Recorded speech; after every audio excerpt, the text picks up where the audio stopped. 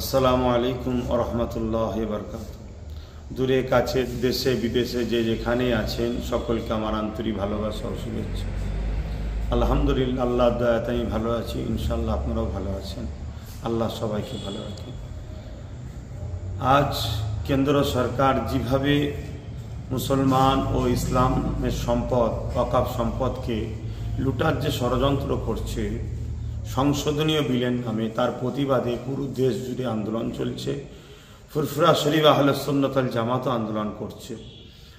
পাশাপাশি ওবিসি সংরক্ষণকে বাঁচাবার বা পূর্ণ বহাল করার লক্ষ্য আমাদের আন্দোলন চলছে এবং মাদ্রাসা শিক্ষাকে ধ্বংসের দিকে যে পরিকল্পিতভাবে রাজ্য সরকার ধ্বংস করার চেষ্টা যে চালাচ্ছে তার প্রতিবাদেও যাতে মাদ্রাসা শিক্ষা বাঁচে তার জন্য আমাদের প্রতিবাদ চলছে। ফুরফুরা আহলে সুন্নাত ওয়াল জামাত রাজ্যের বিভিন্ন জায়গায় এই আন্দোলন করে চলেছে।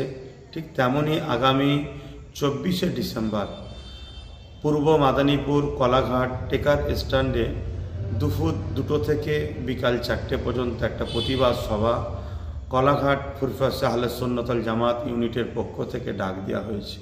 আমার প্রত্যেকটা ভালোবাসার মানুষের কাছে আমার আহ্বান, বিগত দিন যেভাবে ন্যায় সত্যের জন্য যখনই আপনাদেরকে ডেকেছি লক্ষ লক্ষ মানুষ আমার কাঁধে কাঁধ মিলিয়ে পাশে দাঁড়িয়েছেন, এতে আমি গর্বিত। আল্লাহ রাব্বুল আলামিনের শুকরিয়া আদায় করি, আপনাদের মতো ভাইকে আমরা পেয়েছি, পাশে পেয়েছি।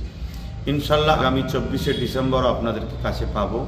তাই মাদ্রাসা শিক্ষা বাঁচাবার স্বার্থে ওবিসি সংরক্ষণ পূর্ণ বহাল করার লক্ষ্যে এবং কেন্দ্র সরকার যে কালা কানুনের মাধ্যমে আমাদের ইসলাম ধর্মের সম্পদ মসজিদ মাদ্রাসা ওয়াকফ সম্পদ খানকা থেকে শুরু করে কবরস্থানকে ধ্বংসের দিকে ঠেলতে চাইছে, তার এই চক্রান্তের বিরুদ্ধে আমাদের যে লড়াই, এই লড়াই আপনাদের সকলকে আসার জন্য আহ্বান জানাচ্ছি। অবশ্যই মনে রাখবেন শীতের বেলা টাইমটার দিকে দুপুর 2টো থেকে শুরু, বৈকাল 4টে পর্যন্ত ইনশাআল্লাহ হবে।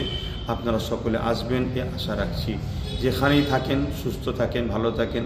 আবার দোয়া করি আল্লাহ আমাদের সকলকে ভালো রাখেন। আল্লাহ হাফেজ।